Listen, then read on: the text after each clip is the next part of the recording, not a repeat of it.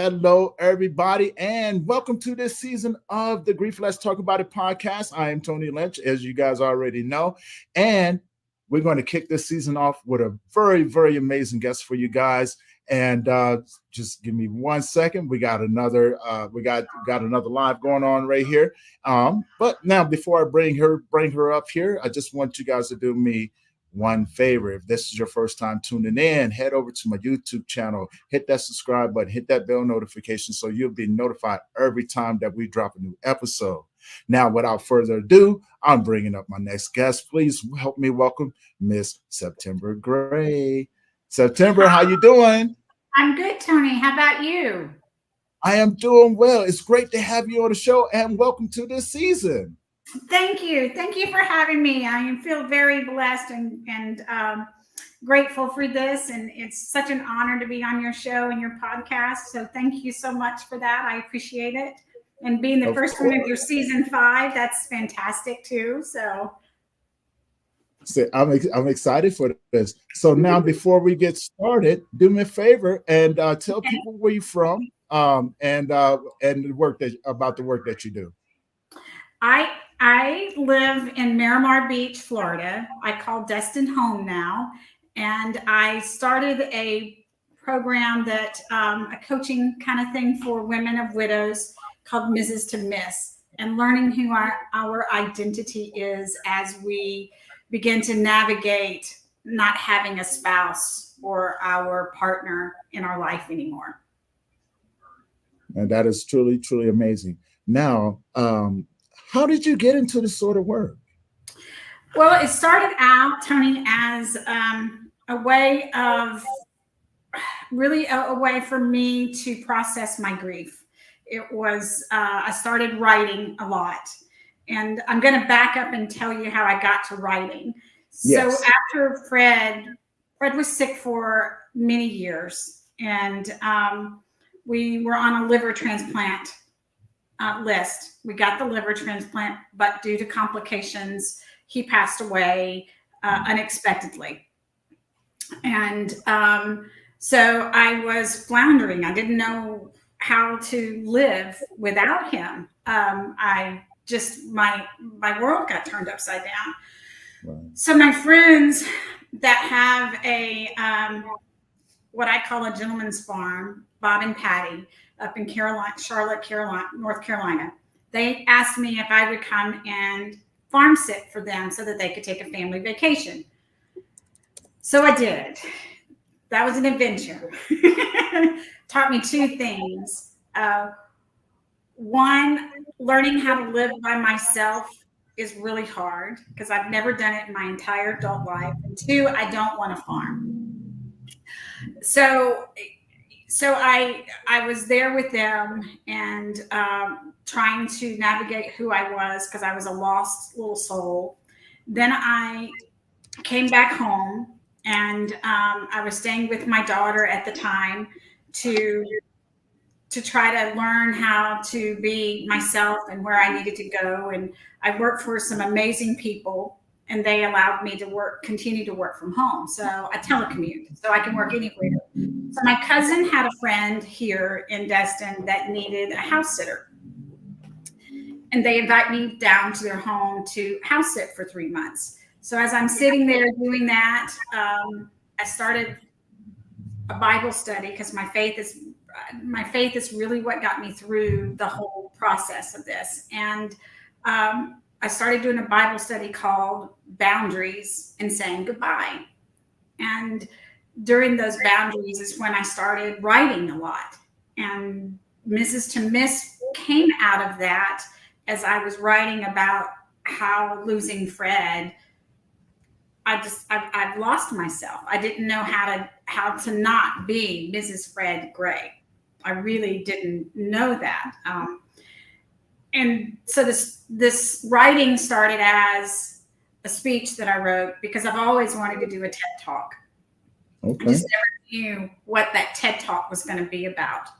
And so that I was like, all right, this is going to be my TED Talk. This is where my grief is going to turn into this. And so I wrote this speech. It's about 6.5, 7 minutes. And it talks about how you take that R out of your name the day your spouse, your partner dies, and you become a miss to everybody in the world. And you lose yourself, you know, and you don't know how to um, bring that back to to the world. You just don't, you're just lost, and so you're trying to feel all these things. And I started talking to other women as they were becoming new to the widowhood, just like myself, and Mm-hmm. they too felt that they were lost, that they didn't know how to navigate it. And that's where this all started, was me just being a mentor with my faith in God, and just flowing into his grace and my amazing family here. God, I would be so lost without them. I mean, I just you know, I'm just thankful for them, and how God just kind of keeps dropping me in to more of the Mrs. to Miss, and that's how I started mentoring other women. See, that is truly amazing, right? And my heart is with you. I don't know what it's like to have lost a spouse, Yeah. but I do talk with other men who have lost spouses, and I kind of like bring in other people who are better at doing talking with those men, have that experience than I do, and those women that you mentor, you know, they're truly blessed to have someone like you, truly, truly blessed to have someone like you. And I want, from the bottom of my heart, thank you for the work that you do. And Thank you. and your story is just truly amazing. A TED Talk, right? How Yeah. exciting is that? How Yes. exciting is that? And I've done two TED Talks myself, Oh and my yeah, gosh. I would never imagine it, right? You know what I'm saying? Yeah.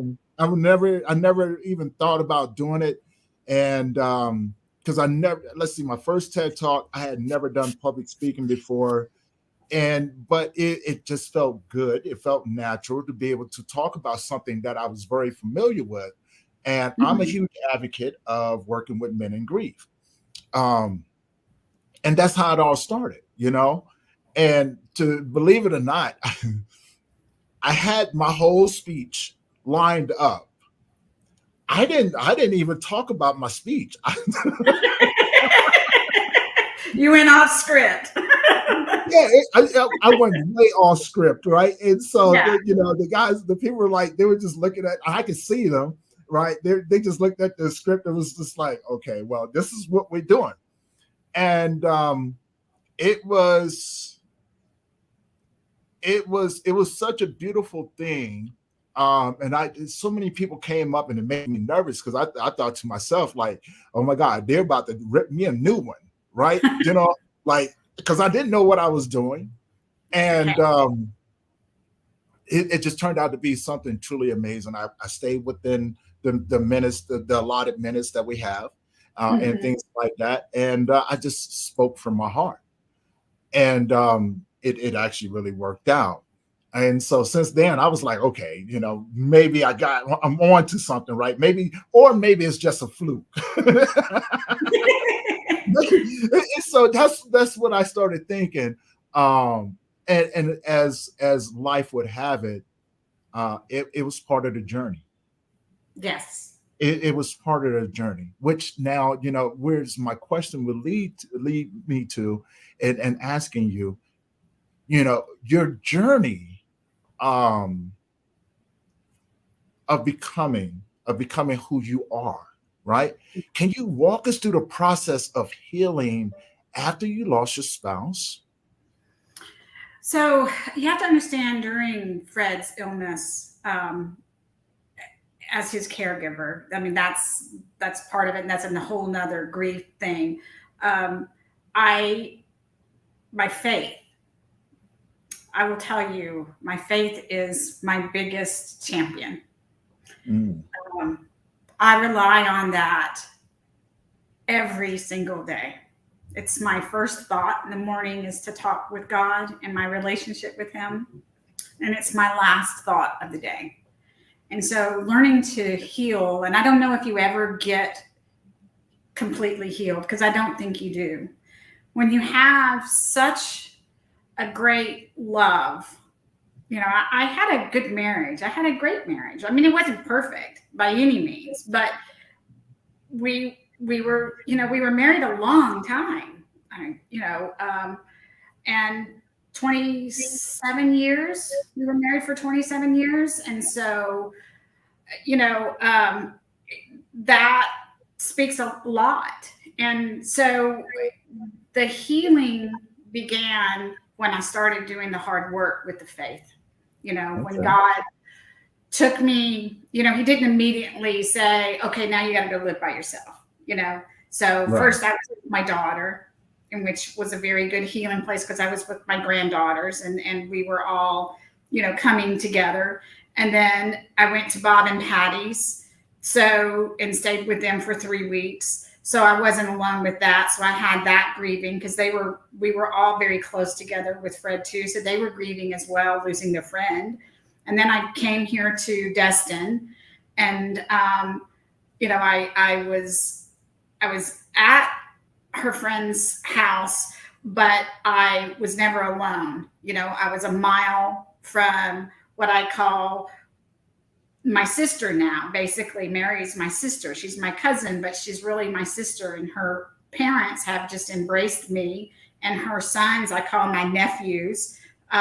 They all embraced me, So I went from that to a little camper in my nephew's yard until my place here was ready. And so, your humbleness starts to come in because you go from a 10,000 square foot house with everything you ever want to a camper.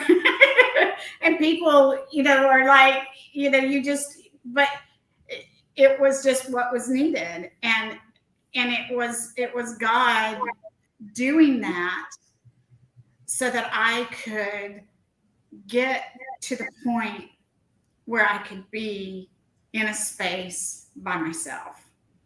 Okay. Because I had never in my entire adult life lived alone. I always had my children. I always had Fred. And then, our children grew up and moved out. And, so it was the two of us. And then it was just me. And so that was a very difficult time. And so learning how to navigate that was tough, was really tough. And, and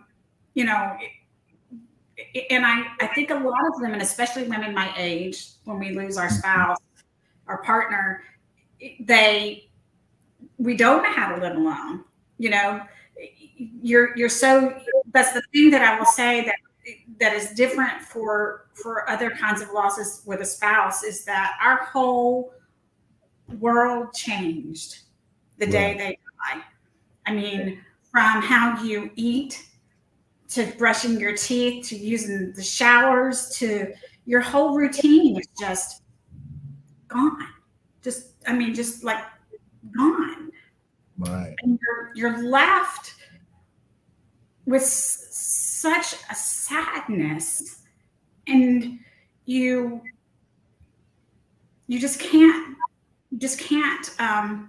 imagine that, because your whole life, the dreams that you made, the plans for retirement, the trips you were going to take, all of that vanishes. And so you're left with this. And then the people are telling you, oh, you're fine. 6 months, you're great. You're great. Right. Everybody thinks that, and you're not.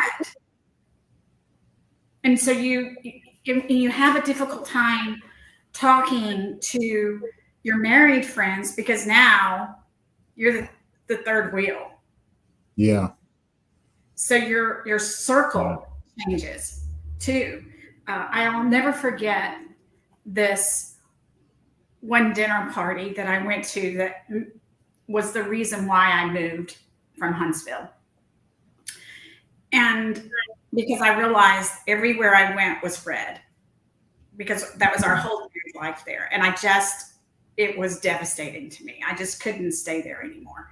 And so I was at this dinner party, and they're always used to being Fred. And you have to remember, Fred was 6'7". So he was a big man and a present man. And it was the two of us. It was always Fred in September. So I go to this party, and then I'm realizing that they've invited me because I think they were trying to help, but you learned your friends. So I was at this dinner party, and I was standing there, and I thought, well, I'll go to the kitchen, because nobody was wanting to talk to me really. And so I would sit there, and they would all talk amongst themselves, but they would never ask me a question or allow me, that kind of, you could feel the uneasiness. Right. To the kitchen. These three women are sitting there. It was 10 people. So it was 11. I was the 11th. So there was three ladies in there, and they're getting there, and they're talking, and I'll never forget this. This just really just hurt my heart. And they said, well, what do we do with her? Where do we sit her? Right. How do we navigate this? So my identity changed. See, I'm no longer Mrs. with a spouse. I'm Miss by myself. Right. So I quietly gathered my things and left, and I never heard from those folks.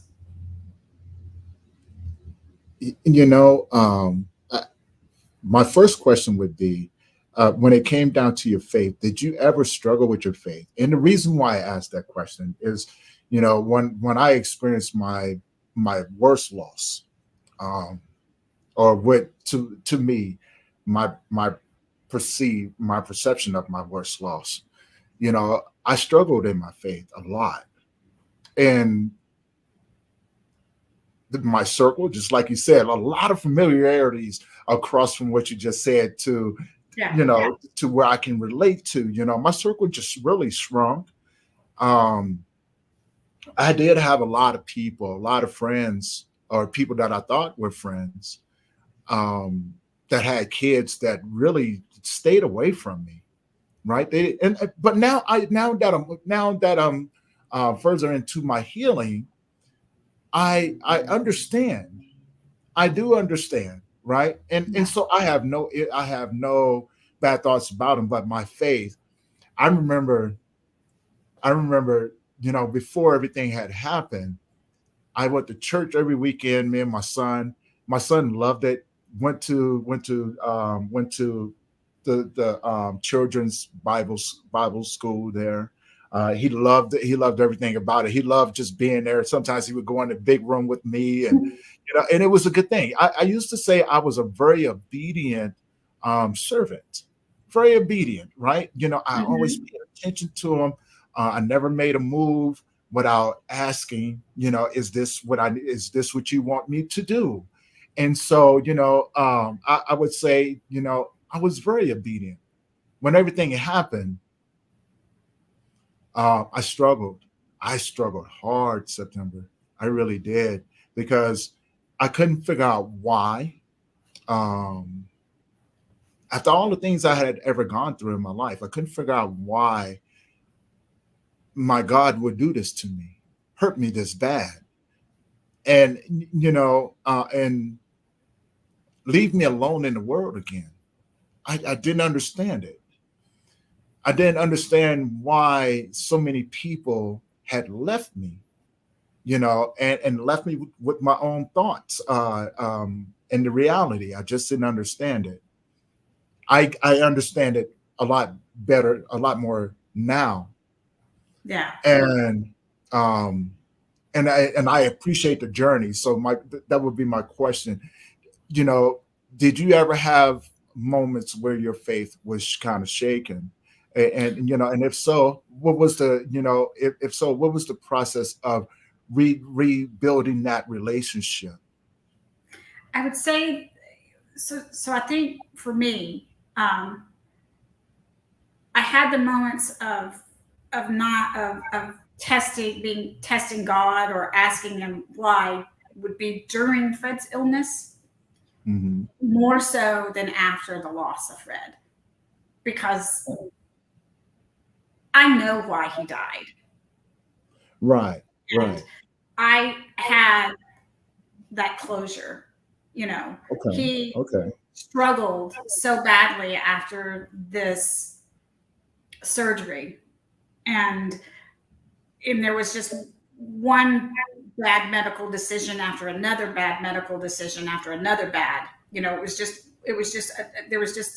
a domino effect for him, and he had gotten to a point where he couldn't get out of bed. He was struggling. We were just not. It was just not a quality of life. So Right, I right. questioned God when he got sick the first time, which caused the liver failure. And, you know, that would be where I questioned God, like, wait a minute. And as my journey of writing this past year and a half, almost 2 years, I would say that I've learned, you know, um, he humbled me. God humbled me. I mean, he took the things from me that I thought that I needed, and it was all human things that we value that I've learned through my journey isn't that important anymore. Mm. And I had Wow, to that's deep. spend a lot of time going to church especially when I was angry at him when he turned my world upside down. I mean, Mm-hmm. let's face it. Yeah, I worked and stuff, but Fred treated me like a princess. I mean, he told me no twice in my lifetime. And one was for cats, and two was, no, I'm not buying you a farm. And, so when I say I'm glad he didn't buy me a farm now, whoa, you had the insight. He knew how, as one of my dear friends say now, he knew how bougie I was. Was he out there being bougie? So when I say that he humbled me through that, he did. And, and I was angry at God for all the things that he was putting me through. And I wasn't being sympathetic about the things that he was putting Fred through as he was Mm. losing his Whoa. dignity as a man, as he was no longer my husband.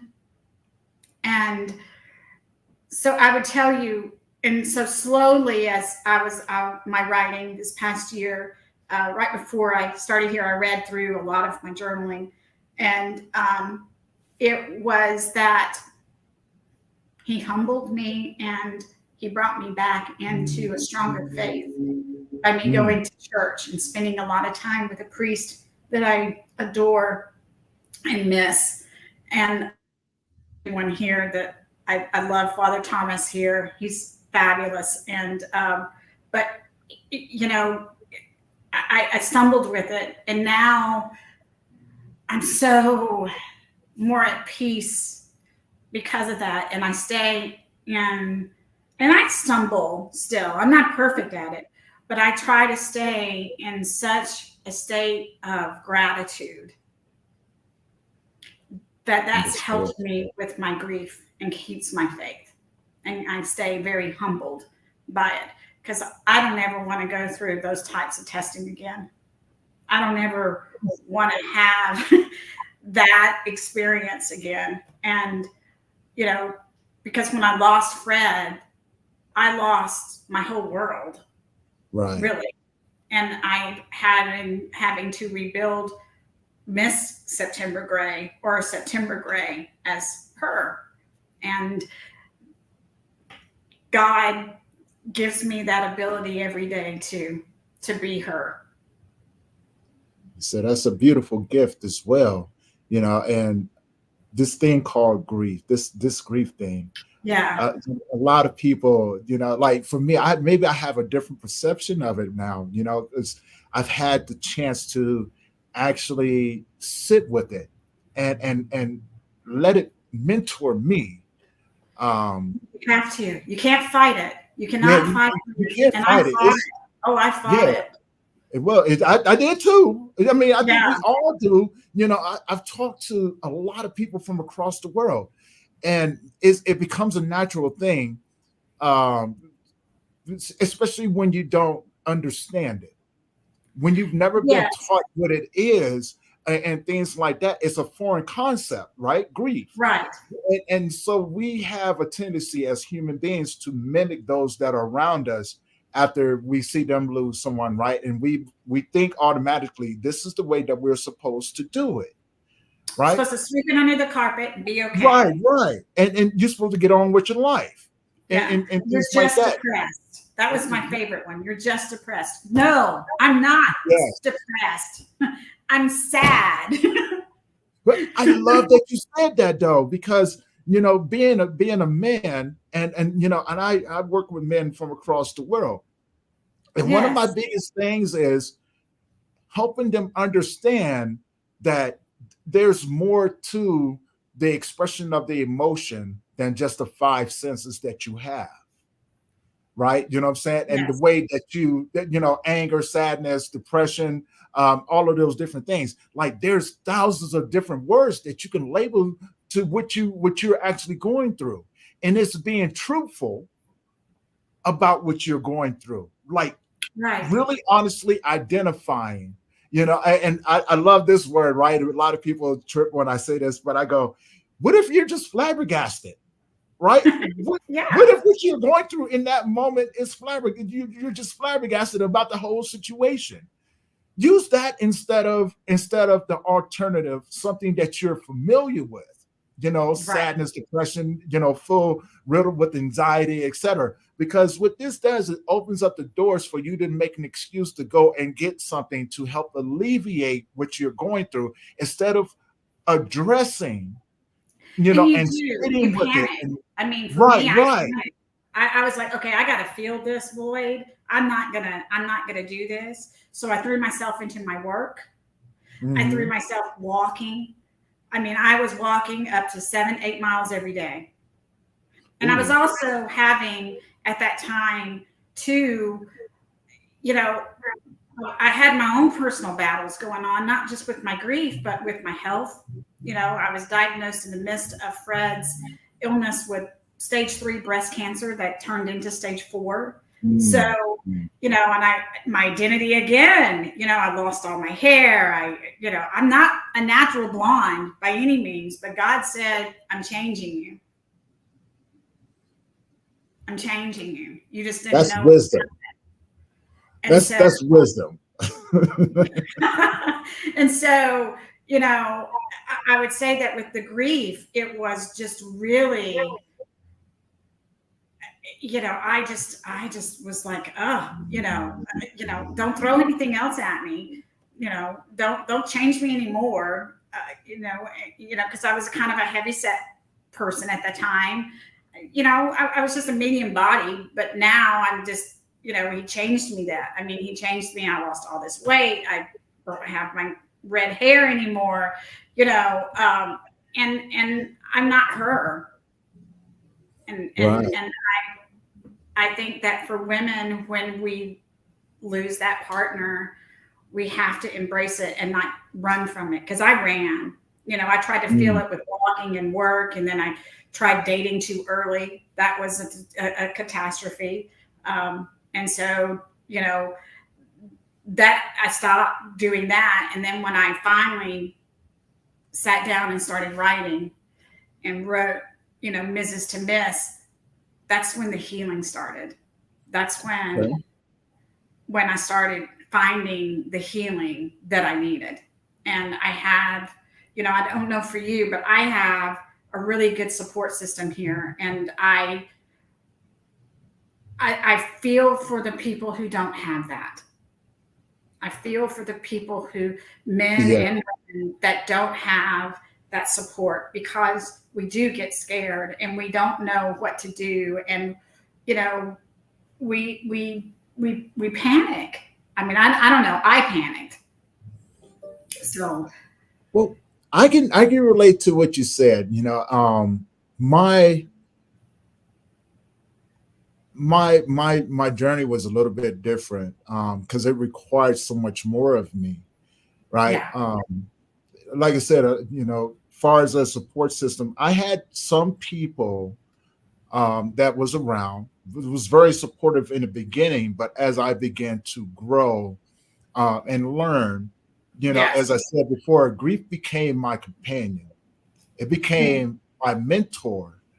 And what it required of me throughout the whole process, it required me to be able to go into my darkness and become a different version of myself. Because what I realized um, was that there was some deep embedded healing that needed to happen Yeah. that I didn't understand. That I didn't understand. There was some things that I suppressed my whole entire life.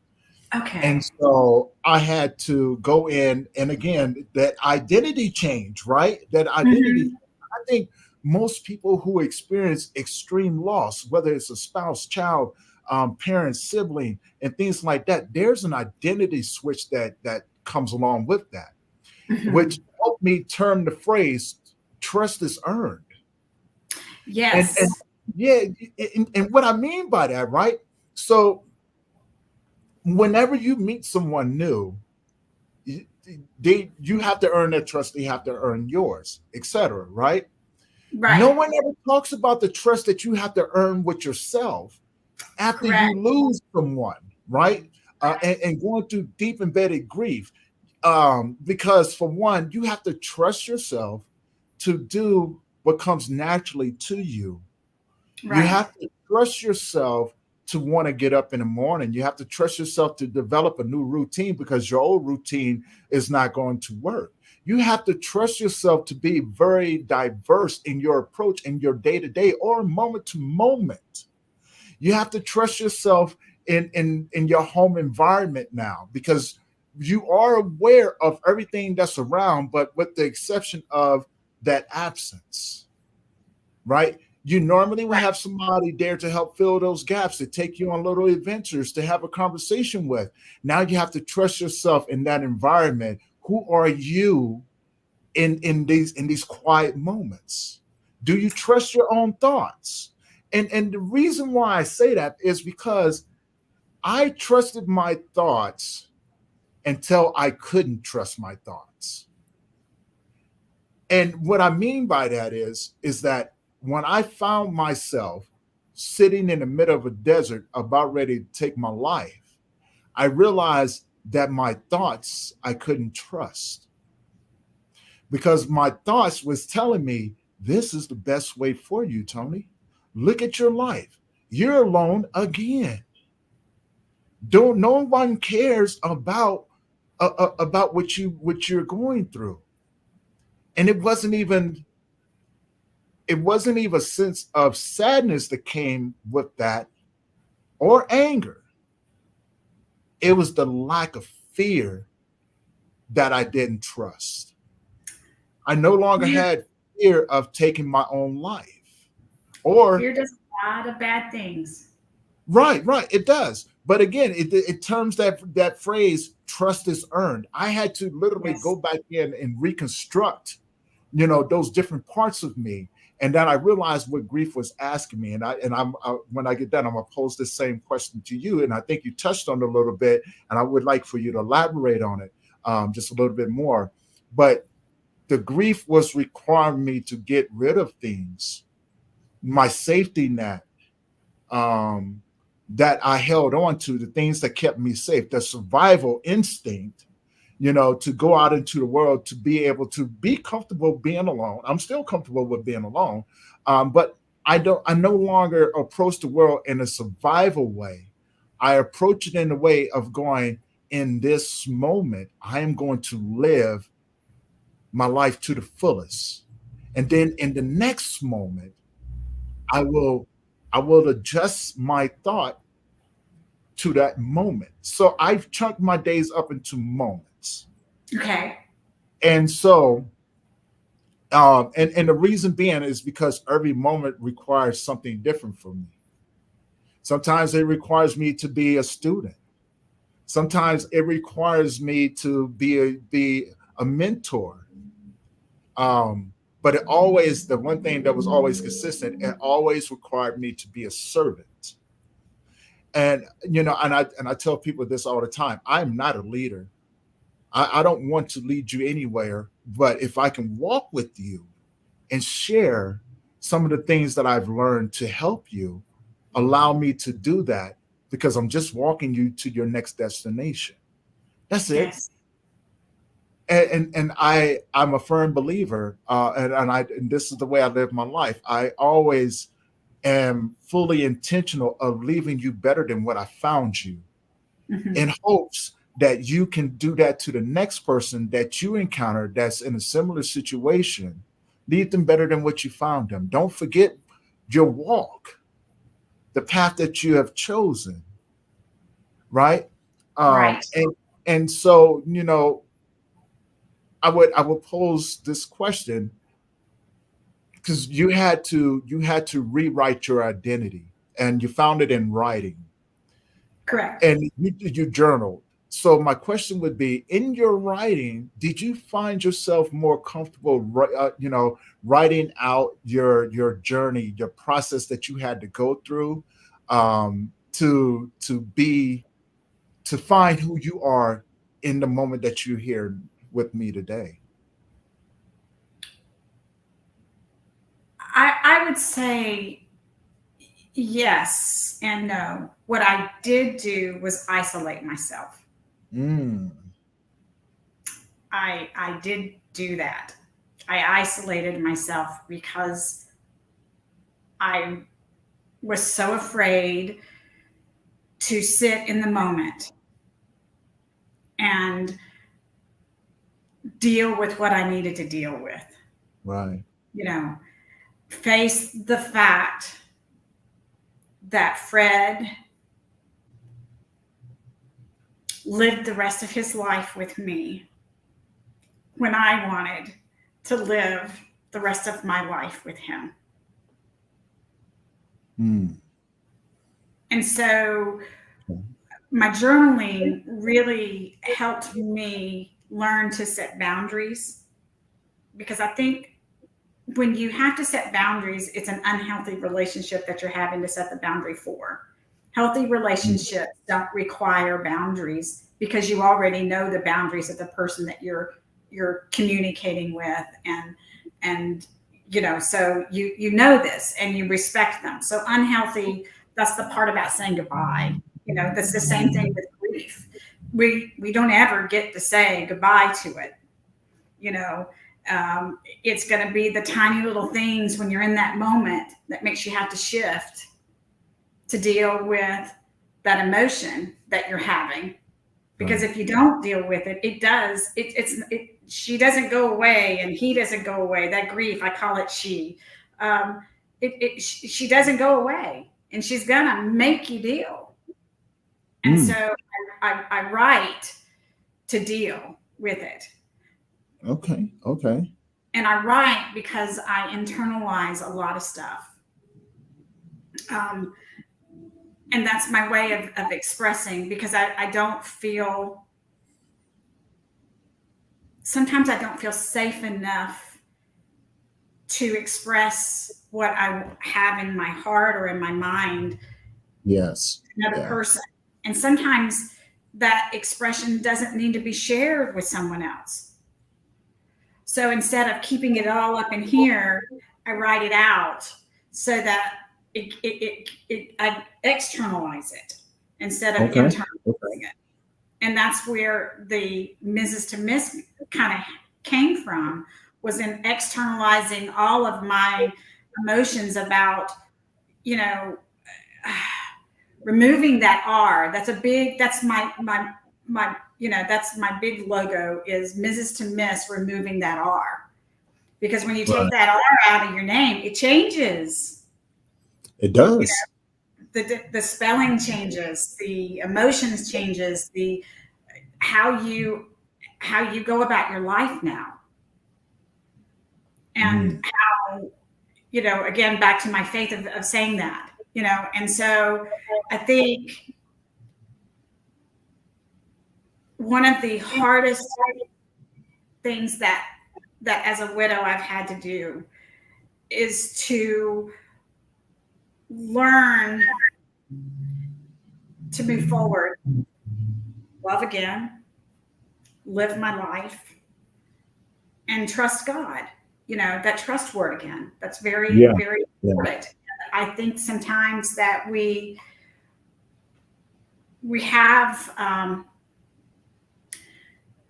we come across in the moments of saying that I encourage grief support groups are great. They're but they just weren't for me. Mm. Okay. And and so it's not for everybody to sit in a group. And a lot of the groups that I found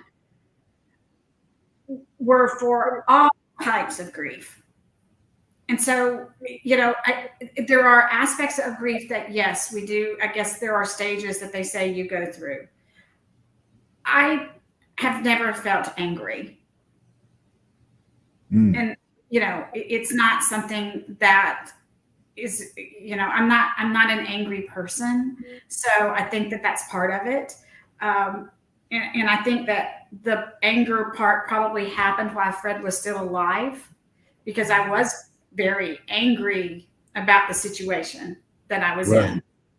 And Right. I was angry that my life was being turned upside down in a way that I didn't appreciate and didn't want, but I had to embrace it. So the writing was more of a way for me to get out what the grief was making me deal with. And because I think if you internalize it too much, that's where you get sick. That's where Mm. Yeah. your health starts to take an effect. Your friendships start to take an effect. Your relationships, your other relationships. And so for me, helping other women not have that is very important to me. That's why I mentor them. That's why, um, that it's important to me for them to have an outlet that they can say, is this normal? And, because I have mentors too, that Right. are ahead of me, I guess you could say, or has been a widow longer than I have. And so they mentor me, and me going, and, and so I think it's just a give and a take, and you just have to find that niche that works for you with grief, because it's going to Yeah. come out. Now, I have a question, and I just want to touch on this a little bit, because there's a lot of anticipatory grief that you've had to endure throughout your process, anticipating your husband's final moments and watching him go through what he was going through, but also being a breast cancer survivor. The anticipatory. No one wants to hear that word. You have cancer, right?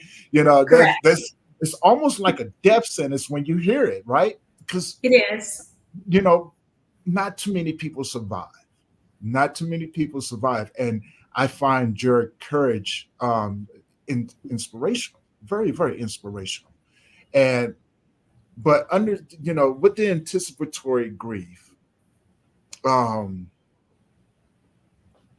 with your own, as well as with your husband, what was the biggest challenge that you had to not only face but overcome during those moments, in those two separate situations?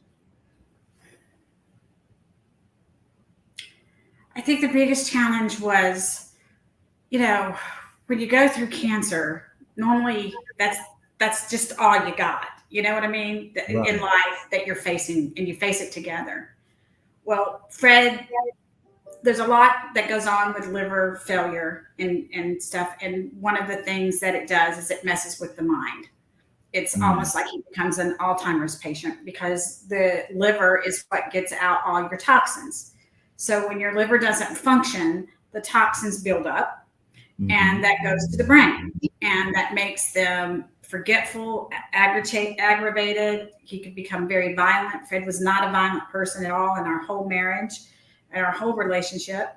He was probably the most kind-hearted, quiet guy. But those they call them HE episodes, and I'm going to get to this to your question, but I kind of want to go with you. So I didn't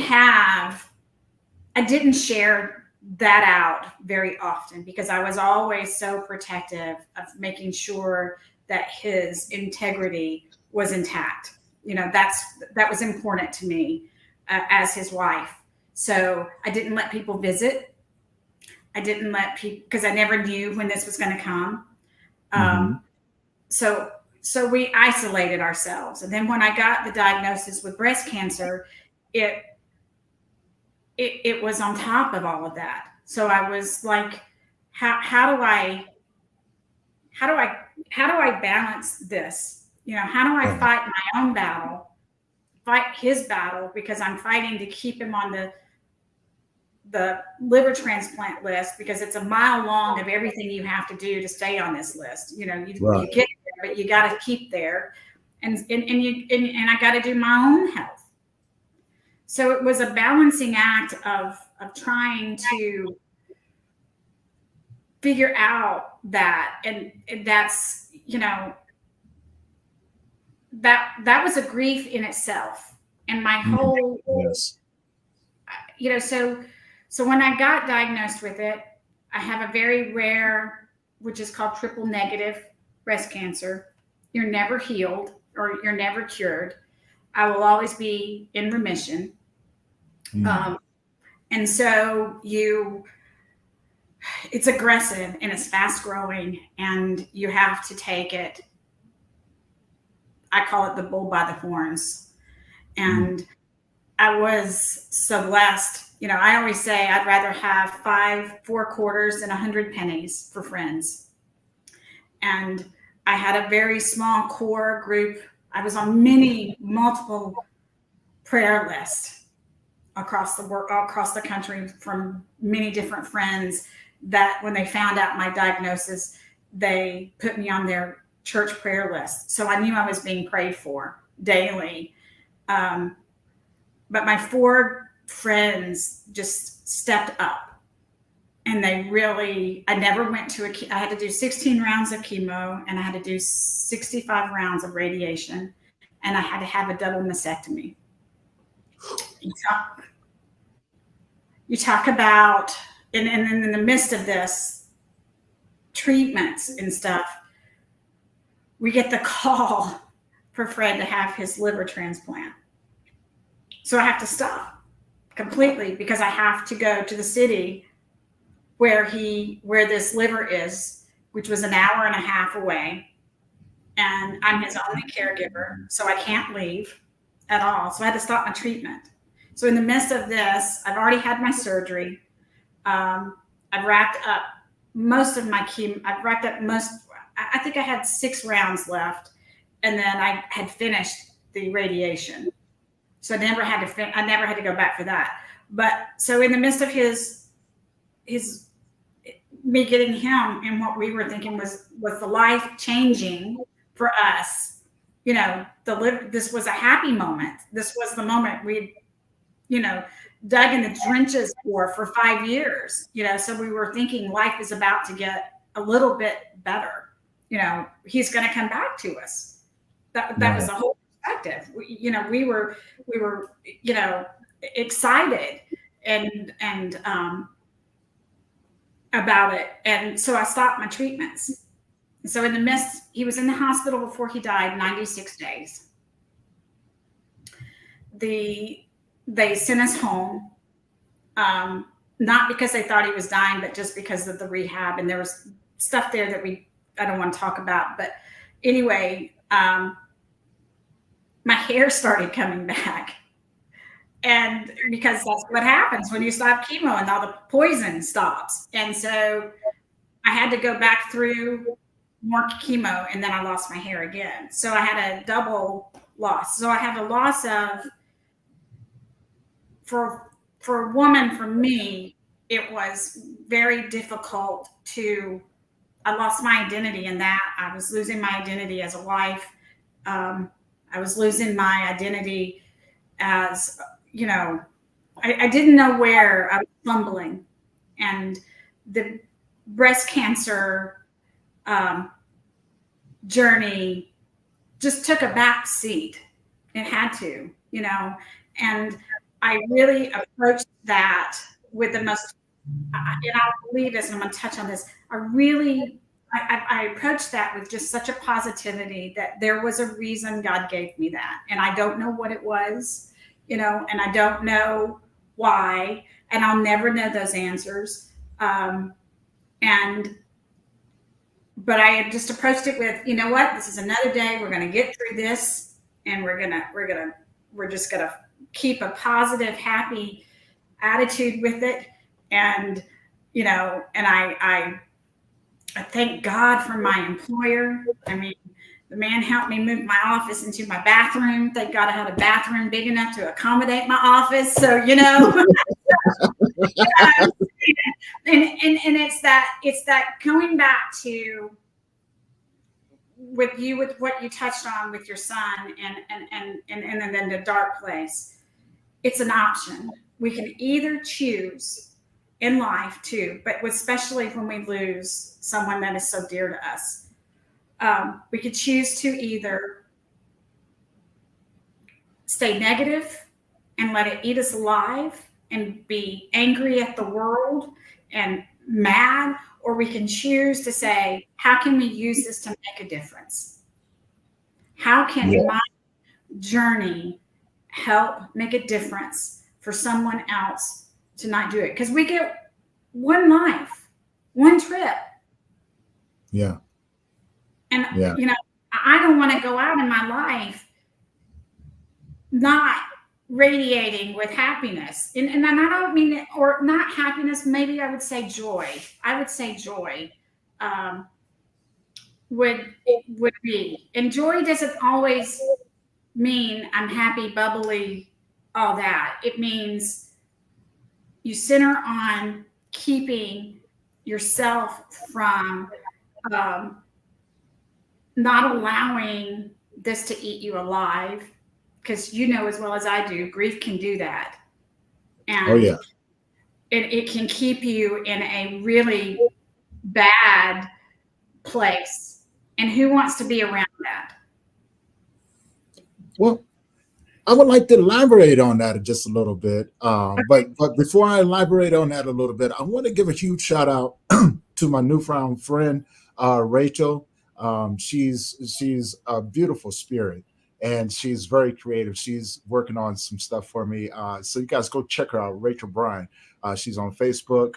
She's just actually, I do believe she's still on Twitch over here listening, and she has been just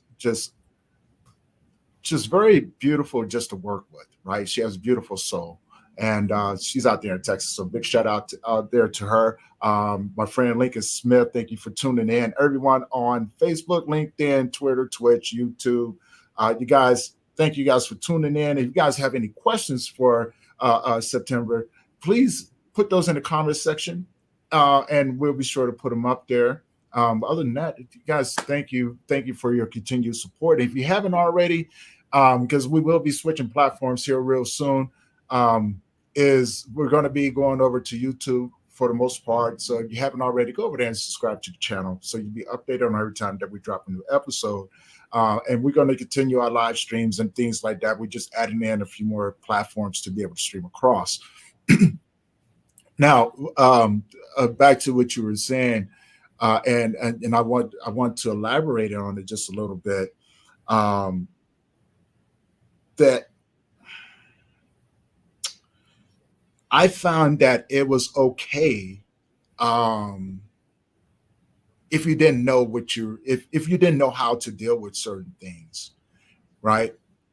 It was okay to feel feel what you needed to feel in those moments of that you needed it, and your support, the support groups. I was right there with you. I went and tried to find support groups and things like that, and I think that's what really set me along the path of Mhm. doing what I do now. Because when I realized, the first support group I went to, I read the label, I found it online, I went, and I realized there was no men in there.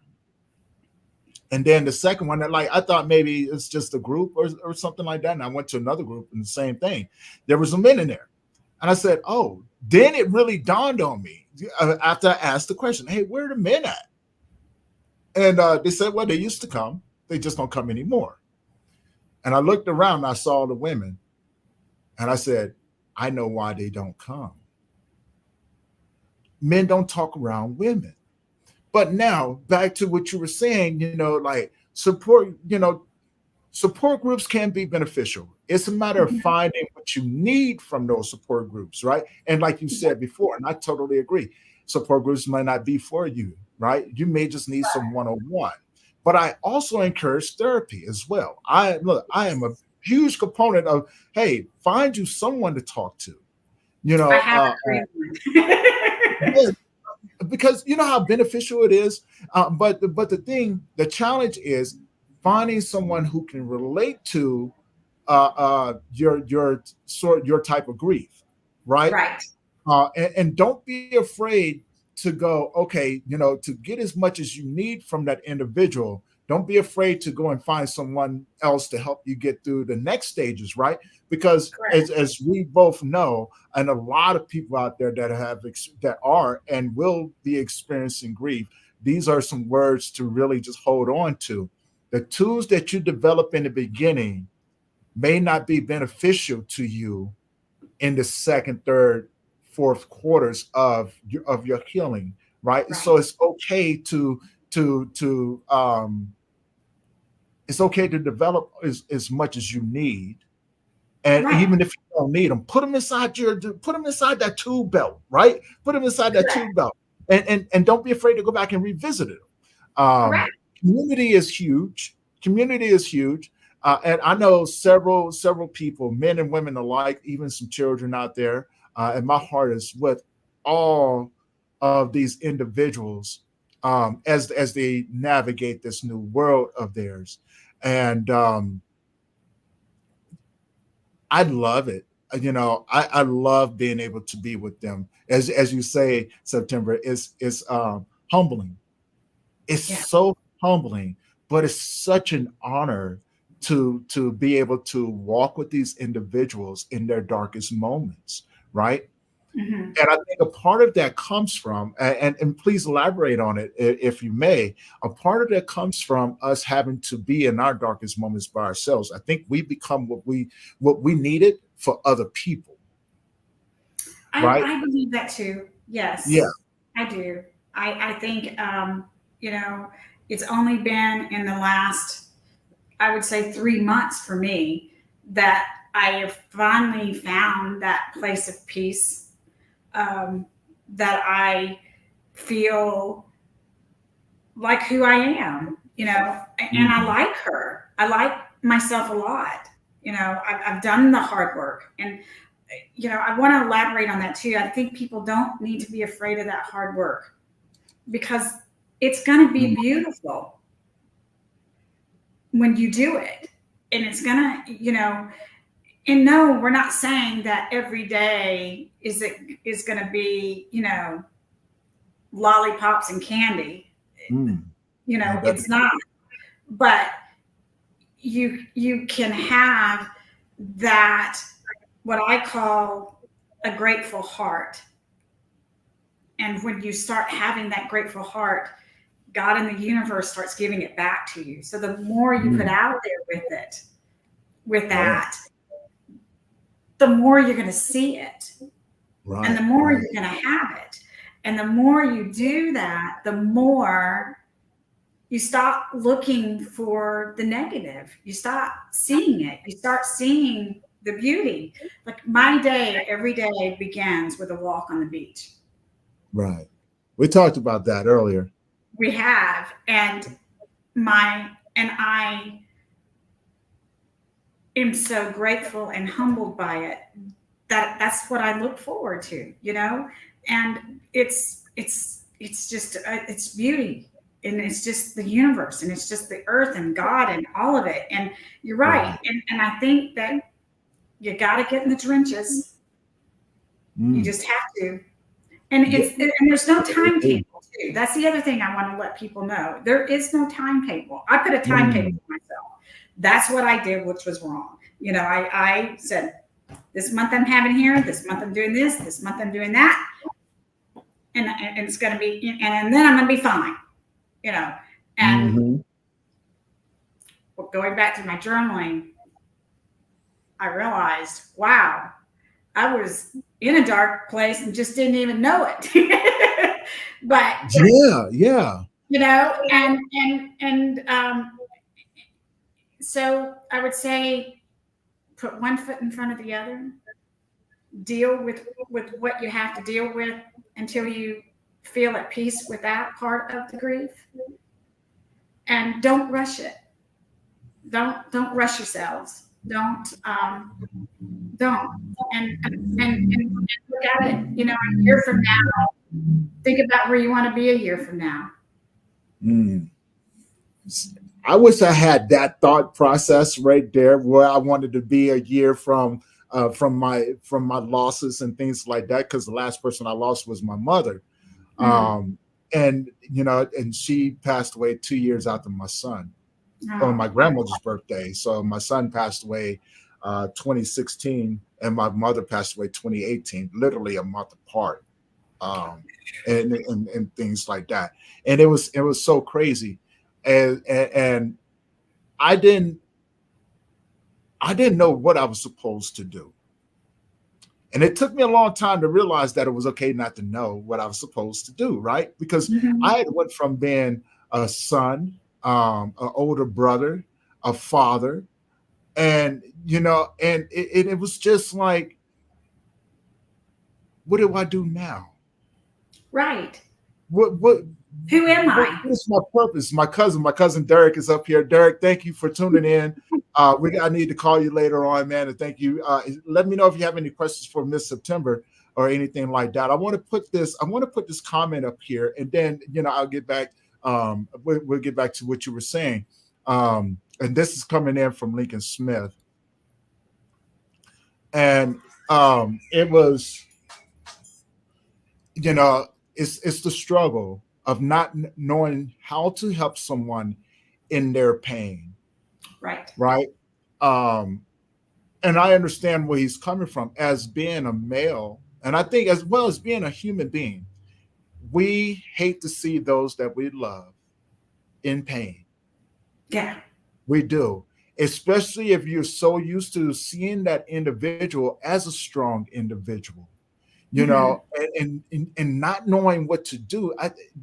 We as grievers never really look at the other side, because grief is such a personal individual thing that all we see is that grief, that pain, that hurt that we're in, that we often don't see how it affects others. Yes. um and it's really hard to separate the two, right? Because the one thing that I find, that even with family and friends, is that people are doing the best that they can with what they have to work with. And when you're going through it, it's really hard to see that, and it becomes, people don't have sometimes all the right words, and it can sound pretty um pretty selfish, I pretty. think if I would give anybody advice on Mhm. what I needed, uh, it's just to sit with me. Yes, yes. Just sit with me and But let me but be. You know, Yeah, you don't have to give me words. You don't have to give the person that's lost somebody. There are no perfect words for any of us. exactly. Exactly. But if And you just sit with me, I want to add to that as well, because I totally agree. Sit with those individuals, right? yeah, But now here's the thing. You're like, where we as human beings, we make this, we make this mistake of, when we in that space with individuals, we have a tendency of bringing up things that have gone on with us, and literally it becomes exchange, an exchange of battle stories. I know that you're going through this loss, but I went through this too, and I did X, Y, and Z, right? And so, yeah, I want to touch on that for just a moment because I yes, will. yes, I want please. to touch that because I had that happen to me with my breast cancer. That's, yeah. You know, and it was, well, yeah, and this was a family member. This was one of my siblings that said this. Well, his wife's name, sister had it. She was stage one, didn't go through all the stuff. Any kind of breast cancer, doesn't matter what stage, all of it is bad. Does it, all of it is bad. Just, my breast cancer treatment might have been a little bit more rougher than someone who has thyroid cancer Right. or liver cancer or whatever cancer. All cancer sucks. It just sucks. But Yes. I felt like when I would try to express what I was going through at that time, I was met with, it's no big deal. Mm. And I wonder if that's something that we're touching on with grief and stuff, well, I had that loss, well, that's no big deal. But it is a big deal. Yeah. It all is a big deal. And I learned too to stop talking about Fred. I don't know if it happened for you, but Well, you know what? I would say yes until I learned better, right? mhm, I learned better. And what I mean by that, um, is that until you've walked a mile in my shoes, yeah, you'll never understand why I still say his name or their name. You yeah, know, my parents were loved. I loved them dearly, and they were loved by their siblings and by their mothers and by their fathers and their cousins and so forth and so forth. Right? yeah, There's people out there that have stories about my parents. I loved my younger brother, and mhm. and you- there's people out there that has stories about that loved him as well. And Share so, because we want and to I hear love them. my son.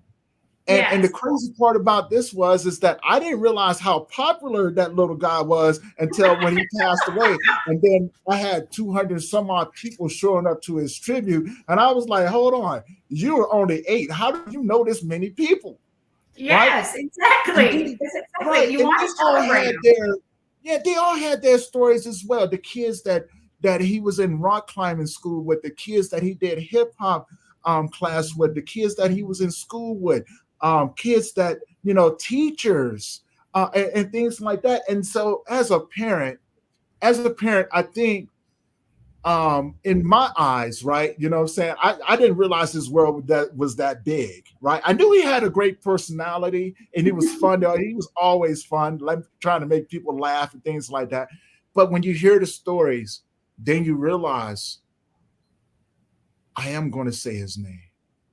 Yeah, I am and going to that's let good. others know that I was once I was a father. And you're still a I was a father. brother and I was son. You was a wife.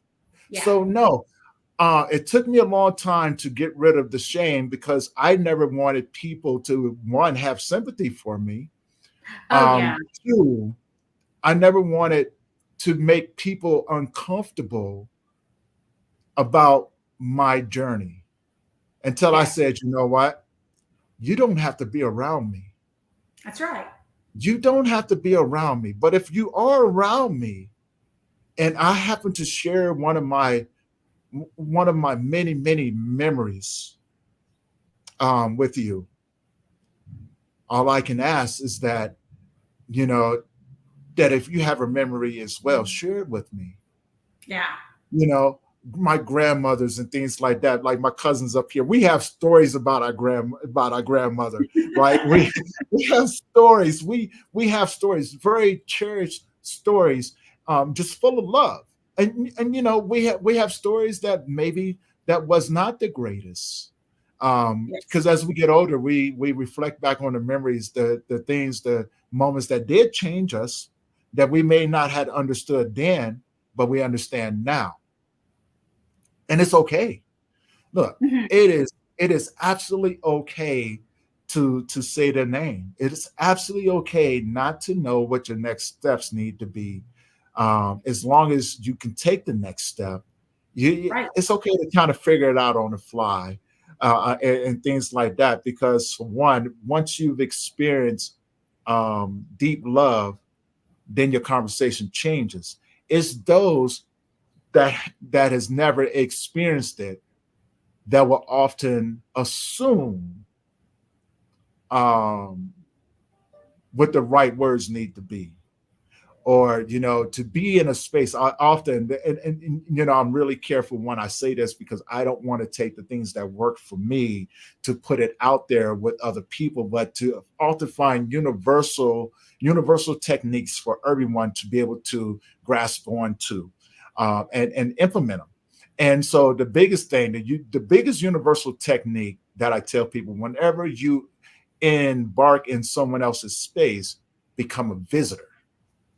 Become a Yes.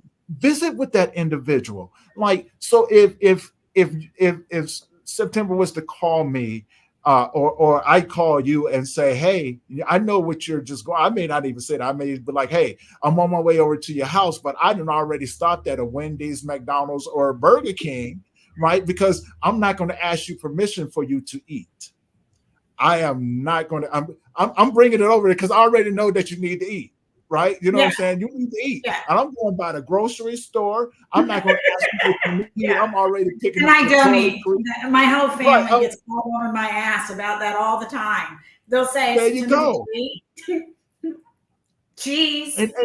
And that's what it's about, right? Because I'm about to Right. grab all of this stuff and I'm bringing it to your door. So when I knock on your door, right, the first thing I'm doing is looking around to make sure that to see if I need to start in your dishes or your laundry. What I do, Yeah. I need to vacuum your floor. I'm Honey, gonna be you have like, no remember, idea. I don't want what to kind of do. movie would you like to watch? Because I'm gonna put it up here. Here's some food. Here you go. Let's sit right here. I don't need you to get up. I'm gonna go ahead and do your dishes and everything. I'm put the food away, right? Yeah. And Right. but I'm gonna visit with you. My goal is to alleviate any worry that you may have, That's that while I'm being in your visible. space. I don't want you taking care of me, Right. because we as grievers, we have a really strong tendency of taking care of those that come into our space to make sure that they're comfortable with our grief. Yeah. And I've pretty much have gotten to a point in my life to where I don't care if you're comfortable with my grief. Yeah. I don't care. You don't have to be with me. And if you're not going to be with me, leave in the beginning and not at the middle or the end. And talk bad about me, because you can talk bad about me all you want, but just remember, when I hear those words, I will prevent you from coming back into my space. Right? I have a choice. We all have a choice. Yeah. And you said something really important in the beginning. You know, grief can leave you bitter or it can Hmm. leave you better. How Yes. often do we see people left bitter in the process of grieving? And that's okay. It's not our job to tell a person not to be a Oh, certain way, oh, I right? agree. Yeah. I totally agree with that. I just hope that, I kind of talk about that a little bit in my speech, actually. Mm. We have to we have to reciprocate. Right. And, I think that for women, and that's only because I'm a woman, and that's where I'm coming from, Right. is we have to make sure that we aren't wasting our time, that we're spending it with the right sets of people and whatever that right set of people is for you. And Mm. because the more we stay involved with someone who uses us, because that as well, people do, um, or they're using us for their own emotional healing, we're depriving ourselves of the joy that we could do, we can have. And you have to make sure you learn to make your life the safe haven that works for you, and Right. whatever that safe haven happens to be, and how you define it. I just hope that I can always, if people's having a really bad day and they start to go down to bitterness, I really can hope that I can be the light, you know, for God, because of my faith. Not everybody is faith based. Right. I Right. understand that, or they may be a different faith than I am, and so I just hope that that the light that I can shine out to the world, if I can leave one thing for this whole podcast, would be that if I can just help one person not to become Mhm. a bitter person, I hope I can. I will think that I have done a good thing, Exactly. because I don't want, I Yeah. don't want to. I think when you become angry, you isolate yourself. Mm. So if you choose to isolate yourself or choose to be alone in it, and there's a difference between being alone and lonely. Right. Right. And and Uh, and I would have to say this, that your story, like, I think you helped a lot of people today. I'm reading the comments over here. Miss Rachel is back again, like I said before, a huge shout out to her. Go check you guys out. She she is a content creator, and she's very, very creative, good at what she does. But I totally agree. I believe that you've helped out a lot of people today, especially myself, just with the knowledge that you have.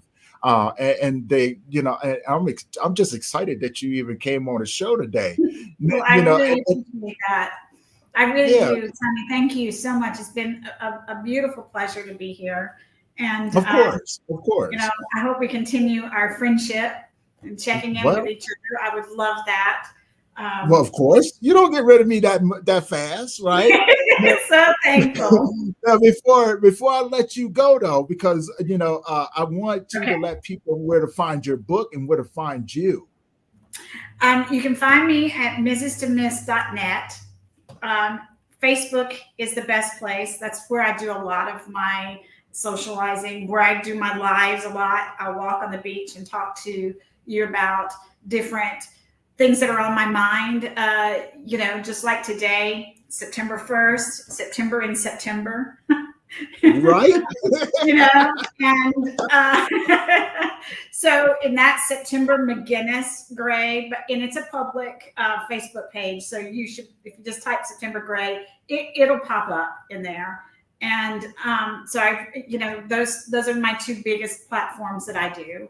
And it's been a pleasure. It really has. It has It's been. gone by, and I've enjoyed every moment of it. Oh So, yeah. and I would say this too, if to all people who have gone through what you and I have, with major losses, and um, it it can get better. You don't let the guilt of of what you're feeling hold you back. when you start the process. Because, and I'm going to say this, Fred was with me today. You all don't know this, but Tony and I had a little bit of a glitch earlier where I lost total network. And I know that was Fred telling me I'm right here with you because he was in the networking world. So he was a architect, network design. So he designed how all the networks talked in major things. So anyway, I never could really understand his job, but I know that was him saying, "I see you, darling. I see you, darling." Well, I think he was telling this. I think he was telling you, take a deep breath. You got this, Yeah. because you rocked it. Okay, you absolutely rocked it. And for everyone else No, out wait, there no, as that is well. not mine. It's September McGinnis Gray. Okay, McGinnis. and I do believe I have your info as well. So Okay. I'm going to make sure I put that in the description. I have to go back in and redo some stuff in there, but I will go back in and put that in there so you guys go and Okay. check her out. Especially for you women out there looking for a great mentor. If you just lost your spouse, please go check out September. She is amazing. If you love this conversation Me and you too. can relate to what she said, then you know where she's coming from. She's coming from a place of genuine intent, and please reach out to her. For everyone else, big huge update coming up. As you guys already know, if you didn't see it, I do have my magazine coming out this month, which is the Grief Talk magazine, a magazine dedicated to grief, trauma, and mental health. It is going to be showcasing different articles every month. We got a lot of amazing people that's going to be putting healthy tips in how to deal with certain things. And if you are a grief worker and you would like to put an article in the magazine, please reach out to me. I'm going to get September to write an article too. She just don't know it just yet, but I'm putting her on the spot, y'all. Put her on the spot, okay? All right, Johnny, I will give you something. All right. Now, with that being said, you guys, this is going to conclude this episode of the Grief Let's Talk About It podcast. And of course, this is how we're kicking off this season. If you like this, you guys already know how we do it. Do me a favor. I know I asked before. I'm going to say it again. If you haven't already, head over to the YouTube channel, hit that subscribe button, hit that bell notification so you'll be notified every time that we drop a new episode. And you can see September's full episode on the YouTube channel. And so you guys, if you missed anything, go back over there and check it out. With that being said, you guys have a beautiful day. Get out and enjoy the weather. And just remember to make those around you smile, because you never know when the last time you may speak or see them. And keep in mind, we're just walking each other to our next destinations. So make sure you walk and make sure you leave them better than what you found them. I am Tony Lynch. I'm the host of the Grief Let's Talk About It podcast. We're going to see you guys in the next one. All right. You guys have a beautiful day. Peace.